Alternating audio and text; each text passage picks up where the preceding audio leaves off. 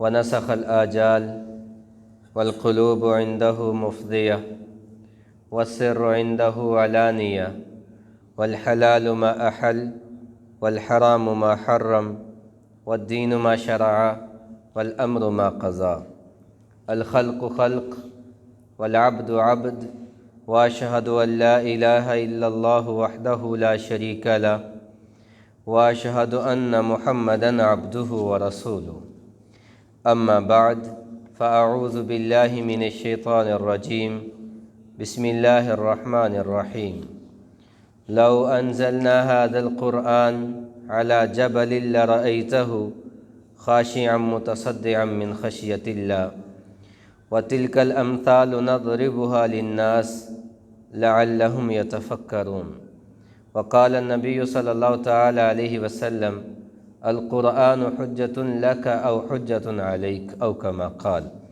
اللهم صل على محمد وعلى آل سيدنا ومولانا محمد مبارک وسلم۔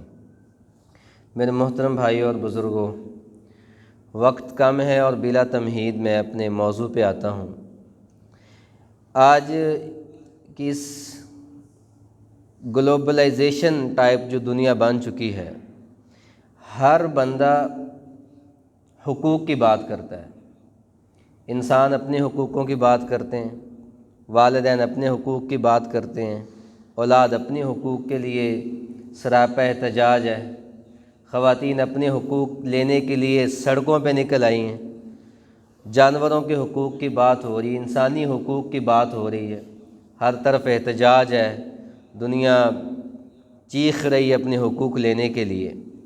یہ ساری حقوق کی وہ قسمیں جو ہم لینا چاہتے ہیں، کوئی مال لینا چاہتا ہے، کوئی اپنی وراثت لینا چاہتا ہے، کوئی آزادی لینا چاہتا ہے، کوئی کسی انداز میں اپنا حق مانگ رہا ہے، لیکن شریعت کے بھی چند حقوق ہیں، وہ چند ہیں، صرف زیادہ نہیں ہیں، جو شریعت نے انسانیت پہ لاگو کیے ہیں۔ اور شریعت کا سب سے بڑا جو منبع ہے وہ قرآن ہے، کتاب اللہ ہے۔ آج ہم بات کریں گے کہ اس کتاب اللہ کے کیا حقوق ہیں ایک مسلمان پر۔ ایک قرآن کے حقوق پوری انسانیت پر ہیں، ایک قرآن کے حقوق مجھ پر، آپ پر اور اہل اسلام پر ہیں، وہ کیا ہیں، ان پہ بات کریں گے مختصر انشاءاللہ۔ قرآن مجید کے 5 حقوق ہیں جو ہم پر لازم ہے، جن کو پورا کرنا ہر حال میں۔ حق آپ سمجھتے ہیں کہ حق کیا ہوتا ہے؟ یہاں تو لوگ 1 فٹ زمین کے لیے قتل کر دیتے ہیں۔ اللہ تعالیٰ نے کیا فرمایا کہ ایک انسان کا قتل پوری انسانیت کا قتل ہے۔ وہ انسان بے شک وہ مسلم ہو یا کافر ہو، یہ فرق نہیں ہے۔ ایک انسان کا قتل پوری انسانیت کا قتل، 1 فٹ کے لیے بندے مرتے ہیں جی، لیکن وہ بھی حق وہ سمجھتا کہ میرا حق تھا۔ قرآن کے حقوق ہیں جو 5 ہیں۔ پہلا حق ایمان، قرآن پر ایمان لے کر آنا اور اس کی عظمت کا اقرار کرنا۔ دوسرا حق تلاوت اور ترتیل، قرآن کی تلاوت کرنا۔ تیسرا حق قرآن کو سمجھنا، تدبر اور تذکر، یعنی قرآن کو سمجھ کر اس پر عمل کرنا۔ اور چوتھا حق قرآن مجید کے حکم کو ماننا اور اس کو نافذ کرنے کے لیے کوشش کرنا۔ اور 5واں حق تبلیغ اور تبیین، قرآن کے اندر جو کچھ بیان ہوا ہے اس کو دوسروں تک پہنچانا۔ یہ 5 حق ہیں قرآن مجید کے۔ اگر ہم یہ حق ادا کر رہے ہیں تو سمجھیں ہم نے اللہ کی کتاب کا حق ادا کر دیا، اگر یہ 5 کام کرتے ہیں۔ اور اگر یہ 5 ہم نہیں کرتے تو سمجھیں ہم نے ابھی تک اس کتاب کا حق ادا نہیں کیا، جس کو اللہ نے فرمایا ذالک الکتاب لا ریب فیہ، یہ وہ کتاب ہے جس کے اندر کوئی شک نہیں، کسی شک کی گنجائش بھی نہیں ہے۔ اور یہ وہ کتاب ہے جس کے متعلق اللہ نے فرمایا ہے کہ اللہ تعالیٰ اس کتاب کے ذریعے قوموں کو عروج دے گا اور جو اس کو چھوڑے گا اسے زوال دے گا۔ اب ان 5 حقوق میں سے اگر پہلے حق کی بات کریں تو الحمدللہ ہم سب جو مسلمان ہیں وہ قرآن پر ایمان رکھتے ہیں، یہ ہم نے سب نے حق ادا کر دیا۔ اور دوسرے حق پہ آ جائیں، تلاوت اور ترتیل، اس حق پہ ہی میں آج بولوں گا۔ ویسے تو یہ گھنٹوں کا موضوع ہے، میں نے 20 منٹ میں ہی اس کو پورا کرنا ہے انشاءاللہ۔ ہم قرآن کی تلاوت کتنی کرتے ہیں، دوسرا حق پہ بات کر رہے ہیں۔ اور جتنے بھی حق ہیں دنیا میں، لوگ حق کے لیے آواز اٹھاتے ہیں، وہ لینے کے لیے آواز اٹھاتے ہیں کہ جی ہمیں یہ دیا جائے۔ قرآن کہتا ہے تم میرا حق پورا کر دو، اس کے بعد میں تمہیں دوں گا۔ ہم اس کی اگر تلاوت کر لیں صحیح انداز میں، اس کو اگر ہم اس حق کو پورا کر دیں تو قرآن ہمیں کیا دے گا؟ قرآن بہت کچھ دے گا۔ اللہ کے رسول صلی اللہ علیہ وسلم نے فرمایا، بہت اس پہ حدیثیں ہیں اور یہی آج کا موضوع ہے۔ صحیح مسلم کی روایت، حضرت ابو ہریرہ رضی اللہ تعالیٰ عنہ صحابی ہیں، وہ فرماتے ہیں قال رسول اللہ صلی اللہ علیہ وسلم، کہ رسول اللہ صلی اللہ علیہ وسلم نے ارشاد فرمایا، یجیء القرآن یوم القیامہ، قیامت کے دن قرآن آئے گا اور وہ کہے گا، فیقول، قرآن اللہ سے کہے گا، یا رب حلہ، ایک بندہ اللہ کے حضور کھڑا ہوگا، ادھر سے قرآن آ رہا ہے اور قرآن آ کے اللہ کے حضور کہا کہتا ہے، یا رب حلہ، اے اللہ اس بندے کو انعام سے نوازیے۔ کوئی ابھی تعارف نہیں ہوا، قرآن ڈائریکٹر آ رہا ہے اور کہہ رہا ہے اللہ اس کو انعام سے نواز دیجئے۔ تو اللہ سبحانہ و تعالیٰ قرآن سے یہ پوچھیں گے نہیں کہ میں اس کو کیوں انعام دوں۔ اللہ کیا کریں گے؟ فَيُلْبَسْ تَاجَ الْكَرَامَةِ، اللہ تعالیٰ ایک کرامت کا تاج ہوگا، وہ اس بندے کے سر پہ رکھ دیں گے، اسے پہنا دیا جائے گا۔ اچھا یہ آج میرے پاس سفارش لے کر آتا نہیں، یار آپ یہ کام کر دیں، بندہ ہے ہمارا، تو وہ ساتھ اس کی تعریف بھی کرے گا کہ اس بندے کے ساتھ میرے بڑے تعلقات ہیں، یہ میرے فلاں جگہ پہ کام آیا تھا، یہ میرے فلاں رشتہ دار کا رشتہ دار ہے یا میرا رشتہ دار، اس لیے آپ اس کا کام کر دیں۔ اتنی وضاحت کے بعد اگلا بندہ کام کرتا ہے۔ قرآن آئے گا، بندہ اللہ کے حضور کھڑا ہے سامنے، قرآن آ کر کہے گا، یا رب حلہ، اے اللہ میں اس کی سفارش کرتا ہوں، اس کو انعام دیجئے۔ اللہ سبحانہ و تعالیٰ یہ نہیں پوچھیں گے کہ تم اس کی سفارش کیوں کرتے ہو، اللہ تعالیٰ اس کو انعام سے نواز دیں گے۔ وہ جتنا انعام اس کو دیا جائے گا، قرآن سمجھے گا کہ یہ انعام اس کے لیے کافی نہیں ہے، وہ کیا کہے گا، یا رب زدہ، اے اللہ اس کو تھوڑا اور زیادہ کیجیے، ابھی تک میرا سینہ ٹھنڈا نہیں ہوا، آپ انعام اور دیجیے۔ تو اللہ تعالیٰ پھر حکم دیں گے، فَيُلْبَسْ حُلَّةَ الْكِرَامَةِ، اس کو ایک پورا کرامت کا، انعام کا ایک جبہ، ایک لباس پہنا دیا جائے گا۔ اب آپ لباس کی اہمیت بھی ذرا سمجھ لیں۔ آج سردی میں ایک بندہ کاٹن کے کپڑے پہن کے چوک میں کھڑا ہو، نہ جرسی ہو، نہ نیچے کوئی موٹی بنیان ہو، تو اس کو اگر ایک گرم اچھا اوپر سے جبہ پہنا دیا جائے تو اس کو کتنا اس کا لطف آئے گا۔ یا مری میں جو کچھ ہوا ہے یہ بھی بڑا درد دل ہے، اس پہ بات کریں تو اور موضوع نکل جائے گا۔ اللہ کے رسول صلی اللہ علیہ وسلم مسجد نبوی میں بیٹھے ہوئے ہیں، رات کے وقت ایک مسافر آیا۔ صحابہ مسجد نبوی میں آپ کی صحبت میں ہوتے تھے، جب رات ہوتی تو صحابہ اپنے اپنے گھروں کو جاتے، اور آپ صلی اللہ علیہ وسلم عشاء کے وقت تب جایا کرتے تھے جب اکثر صحابہ گھروں کو جا چکے ہوتے تھے، کیونکہ آپ کی صحبت میں بیٹھے ہوتے تھے۔ اکثر صحابہ جا چکے ہیں گھروں کو، چند ایک جو وہاں کے رہائشی تھے وہ بیٹھے ہوئے تھے، یا جو مدینہ میں رہنے والے تھے وہ بیٹھے ہوئے تھے۔ ایک مسافر آیا، اس نے کہا کہ اللہ کے رسول صلی اللہ علیہ وسلم میں مسافر ہوں۔ تو آپ نے دائیں بائیں دیکھا، جو بڑے بڑے گھروں والے صحابہ تھے وہ اٹھ کے چلے گئے، اور جو مسجد نبوی میں رہنے والے تھے وہ تو پہلے ہی کبھی کھا لیا، کبھی بھوکے سو رہے ہیں۔ جو قرآن پڑھنے والے تھے کبھی کھا لیا، صحابہ صفا کبھی بھوکے ہیں۔ تو اس نے کہا، یا رسول اللہ میں نے رات رکنا ہے، میں نے کھانا بھی کھانا ہے۔ آپ نے جب دیکھا تو اکثر چلے گئے تھے، حضرت ابو طلحہ رضی اللہ تعالیٰ عنہ بیٹھے ہوئے تھے۔ انہوں نے کہا، یا رسول اللہ میں ساتھ لے کر جاؤں گا۔ آپ نے دیکھا اس لیے کہ کون اس کی مہمان نوازی کرے گا، کہ یا رسول اللہ میں ساتھ لے کر جاؤں گا۔ ساتھ لے کر چلے گئے، گھر جا کر بیوی سے کہا کہ اللہ کے رسول کا مہمان ہے، اور کھانے کا کیا حساب ہے؟ تو گھروں میں اس وقت اس طرح سے نہیں تھا کہ پورا مہینے کی گروسری کا سامان ہم اکٹھا لے آتے ہیں، وہاں تو صبح ہوتا تھا، کبھی شام کو ہوتا تھا یا نہیں ہوتا تھا، ایک ہی دن کا کھانا۔ تو بیوی کہنے لگی، کھانا تو پڑا لیکن ایک بندے کا ہے، اور آپ نے بھی کھانا ہے، آپ بھی صبح سے بھوکے ہیں۔ تو کہا، یہ اللہ کے رسول کا مہمان ہے، یہ اللہ کے رسول کا مہمان ہے۔ عرب مہمان کو اکیلے تنہا نہیں کھانا کھلاتے تھے، کھانا ساتھ بیٹھ کر کھانا ہوتا تھا۔ تو اس نے بیوی سے کہا کہ اس کو کھانا بھی کھلانا ہے، یہ بھی پورے دن کا مسافر، اس کا پیٹ بھی بھرنا ہے، تو کیا کیا جائے؟ تو وہ پھر انہوں نے خود ہی بیوی سے کہا کہ ایسا کرنا، تم کھانا لگا دو، اور جب ہم کھانا کھانے لگیں تو تم چراغ کے پاس جانا، اس کو ٹھیک کرنے کے بہانے بجھا دینا۔ جب چراغ بجھ جائے گا تو ہم کھانا شروع کریں گے، میں کھانے کی ایکٹنگ کرتا رہوں گا، میں کبھی پانی پی لوں گا، کبھی برتن کو ہلا دوں گا، کبھی اس کے ہاتھ کے ساتھ ہاتھ لگا دوں گا، وہ سمجھے گا کہ یہ میزبان میرے ساتھ کھانا کھا رہا ہے۔ بیوی نے ایسے ہی کیا، کھانا شروع ہوا، اس نے چراغ بجھا دیا۔ کھانا کھاتے رہے، مسافر نے پیٹ بھر کے کھانا کھایا، اور اب اس نے دعا پڑھ لی، اللہم اطعم من اطعمنا واسق من سقانی، اے اللہ جس طرح اس نے مجھے کھلایا آپ بھی اس کو کھلائیں، جس طرح اس نے مجھے پلایا ہے آپ بھی اس کو پلائیں۔ تو جیسے اس نے دعا پڑھی تو ابو طلحہ رضی اللہ تعالیٰ عنہ سمجھ گئے کہ اس نے پیٹ بھر کے کھانا کھا لیا، بیوی نے چراغ جلا دیا۔ وہ ایکٹنگ کرتے رہے، بھوکے رات سوئے، صبح جب مسجد نبوی میں گئے تو اللہ کے رسول دیکھ کے مسکرا رہے ہیں۔ حضرت ابو طلحہ بھی سمجھ گئے، تو پاس گئے، کہا یا رسول اللہ میری طرف دیکھ کے ہنستے ہیں، مسکراتے ہیں؟ کہا میں نہیں ہنس رہا۔ فرمایا میں نہیں ہنس رہا، جو تو نے رات کیا اللہ بھی مسکرا رہا تھا، اللہ بھی مسکرا۔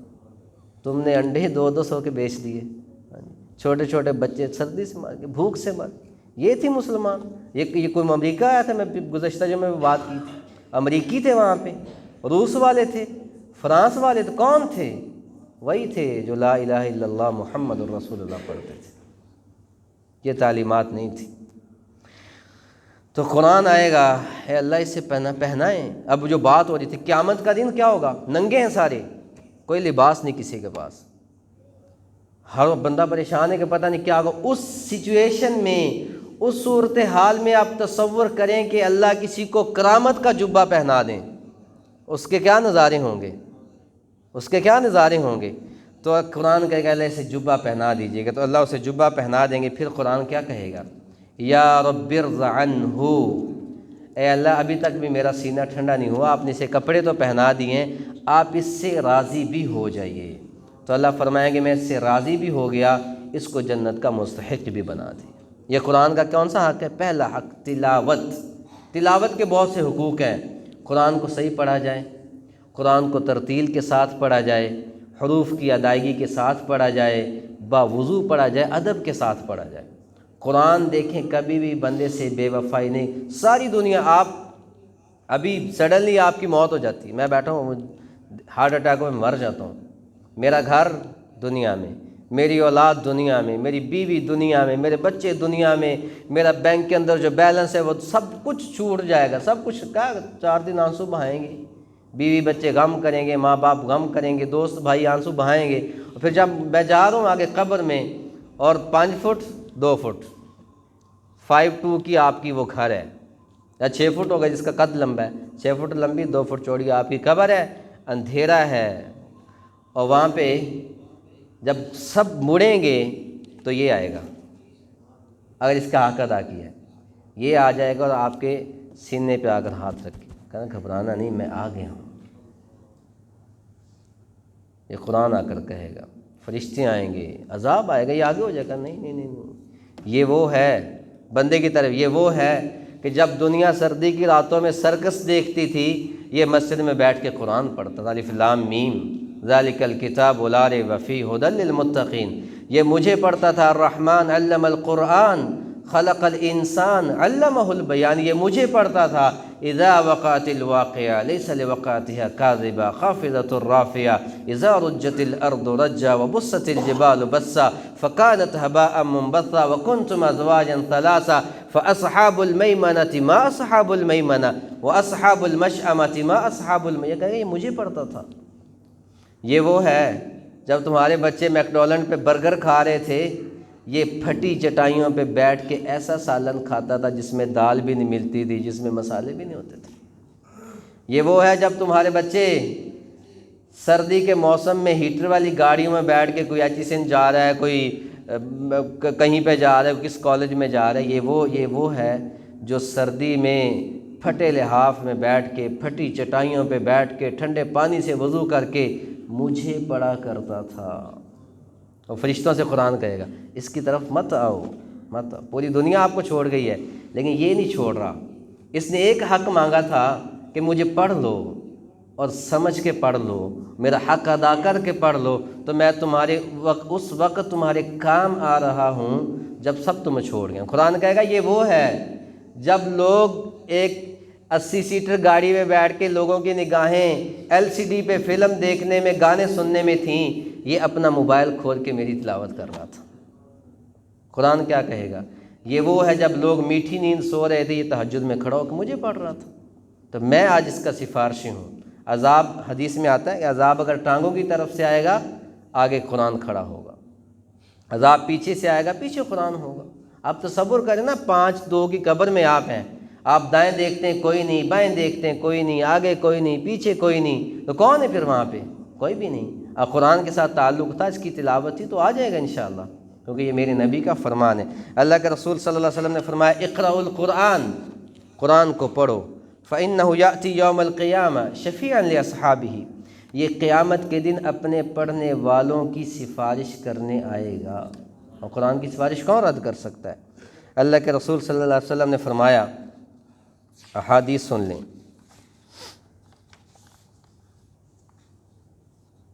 یجیء القرآن یوم القیامہ، قیامت کے دن قرآن آئے گا، کالرجل الشاحب فیقول، ایک تھکے ماندے شخص کی صورت میں، اور اللہ سے کہے گا انا الذی اسہرت لیلک وازمعت نہارک، قرآن کہے گا کہ میں ہی ہوں جس نے تجھے رات کو جگائے رکھا اور سحری میں جگائے رکھا، لہذا اب میں تیری سفارش کرتا ہوں، تو پریشان مت ہو۔ تو قرآن پڑھنا میرے بھائیوں اس کا بنیادی حق ہے کہ اس کی تلاوت سے ہم گھروں کو مزین کریں۔ آج ہمارے گھروں میں نہیں تلاوت، مسجدوں میں بھی نہیں۔ حضرت حسین بن حضیر رضی اللہ تعالیٰ عنہ قرآن مجید کی تلاوت کر رہے تھے اپنے جانوروں کے باڑے میں، وہاں گوبر بھی پڑا ہوتا ہے، وہاں پہ جانوروں کا پیشاب بھی پڑا ہوتا ہے، وہاں پہ بدبو بھی آ رہی ہوتی ہے۔ ہم اکثر دیہاتی ہیں تو ہمیں پتہ ہے جہاں جانور بندھے ہوتے ہیں وہاں پہ کیا ہوتا ہے۔ جہاں پہ جانور بند ہیں وہاں پہ آپ ایم پی اے کو، ایم این اے کو بہت ہمارا چیف گیسٹ تو لے کے جائیں گے؟ کبھی بھی نہیں لے کے جائیں گے۔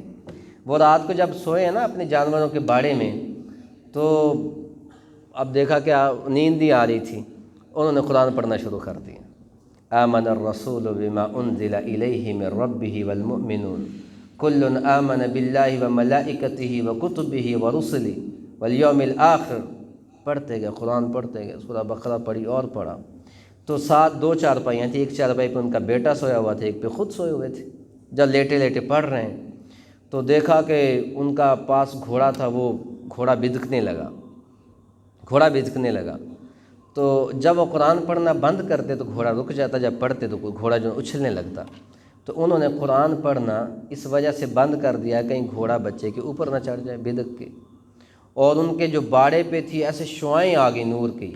صبح انہوں نے اللہ کے رسول صلی اللہ علیہ وسلم کی خدمت میں جا کر گزارش کی کہ اللہ کے رسول، رات میں قرآن پڑھ رہا تھا، جب قرآن پڑھتا تھا تو گھوڑا بدکتا تھا، میرا جو باڑا تھا روشن ہو گیا۔ اب میں نے پہلے کہا کہ ہم اب ایک چیف گیسٹ کو وہاں پہ گوبر والی جگہ پہ لے کر نہیں جائیں گے۔ قرآن اتنا افضل تھا کہ اللہ نے اپنے فرشتوں کو گوبر والی جگہ پہ بھیج دیا۔ آپ نے فرمایا اے اسید، اگر تو قرآن پڑھتا رہتا اور بند نہ کرتا تو تیرے شہر مدینہ کے لوگ فرشتوں کو تیرے باڑے میں اپنی آنکھوں سے اترتا دیکھ لیتے۔ یہ قرآن ہے، اس کا پہلا حق اس کی تلاوت ہے کہ بہت سے فضائل ہیں۔ آخری بات، اللہ کے رسول صلی اللہ علیہ وسلم نے فرمایا اقرأوا القرآن فإنه يأتي يوم القيامة شفيعا لأصحابه، یہ قرآن کو پڑھا کرو، یہ قیامت کے دن اپنے پڑھنے والے کی سفارش کرنے کے لیے آئے گا۔ اور آپ نے فرمایا اقرأوا الزہراوین، سورہ البقرہ و آل عمران، اور فرمایا کہ 2 سورتیں زہراوین یعنی سورہ بقرہ اور سورہ آل عمران یہ پڑھا کرو، فإنہما تأتیان یوم القیامہ کأنہما غمامتان او کأنہما غیایتان او کأنہما فرقان من طیر صواف تحاجان عن اصحابہما۔ آپ نے فرمایا بقرہ اور آل عمران کو پڑھا کرو، کیونکہ وہ قیامت کے دن اس طرح آئیں گی جیسے 2 بادل یا 2 سائبان ہوں، وہ تمہارے اوپر آ کر سایہ کریں۔ قیامت کا دن ذرا تصور کریں نا کہ وہاں پہ نہ کپڑے ہیں، تانبے کی زمین ہے، سورج بہت قریب ہے، تو کیا تو وہاں اگر آپ کو سایہ میسر ہو جائے تو کیا بن۔ اور آپ نے فرمایا کہ سورۃ البقرہ فإن أخذها برکہ وترکها حسرہ ولا تستطيعهما البتلا، فرمایا کہ سورہ بقرہ کا پڑھنا برکت ہے اور اس کا چھوڑنا حسرت ہے، اس کی تلاوت کیا کرو۔ اور پھر کسی نے کہا تھا، یہ روایت میرے مکمل ذہن میں نہیں گیا، اصل اگر پوری نہ پڑھ سکیں تو آپ نے فرمایا تھا کہ اس کی آخری 2 آیات پڑھ لیا کرو، آمن الرسول سے آخر تک۔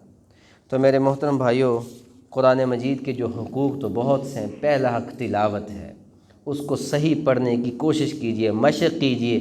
اگر آپ کو صحیح نہیں آتا، صحیح نہیں پڑھ سکتے، حروف کی، الفاظ کی ادائیگی نہیں، تو ہم حاضر بیٹھے ہیں 24 گھنٹے فری آف کاسٹ سروس۔ جو بندہ پڑھنا چاہے کہ مجھے مولوی صاحب قرآن پڑھیں، ہم حاضر ہیں۔ ہم نے تو زندگیاں اپنی وقف کی ہیں، اللہ ہماری اس وقف کو قبول کرے۔ قرآن کو پڑھنے کے لیے اس کی کوشش کیجئے کہ آپ کے قرآن کی ادائیگی ٹھیک ہو۔ پوری زندگی آپ نے بہت کچھ کما لیا، اگر آپ یقین جانیں کہ آپ سین اور صاد اور ثا اور یہ آپ کو فرق نہیں پتہ کہ ایسی کتاب کہ جس کے لیے ہمیں وجود ملا ہے، ہم نے اس کو پڑھنے کا حق ادا نہیں کیا، تو پھر ہم نے کیا کیا ہے؟ اللہ تعالیٰ آپ سے یہ نہیں پوچھیں گے تو ہم بھی تو کی لے کے آئے بھی یاسین صاحب آپ کیا لے کے آئے؟ اللہ پوچھیں گے آپ سے؟ اللہ تعالیٰ یہ پوچھیں گے بھی یاسین صاحب آپ کو قرآن کا کچھ حصہ آپ نے پڑھا تھا کہ نہیں پڑھا تھا؟ اگر یاسین صاحب کہیں گے یا اللہ میں نے تو اسکول بنایا تھا، وہاں بچوں کو حفظ کراتا رہا، تو اللہ کیا کہیں گے؟ چلو ابھی یاسین کا ہاتھ پکڑو، جنت میں لے جاؤ۔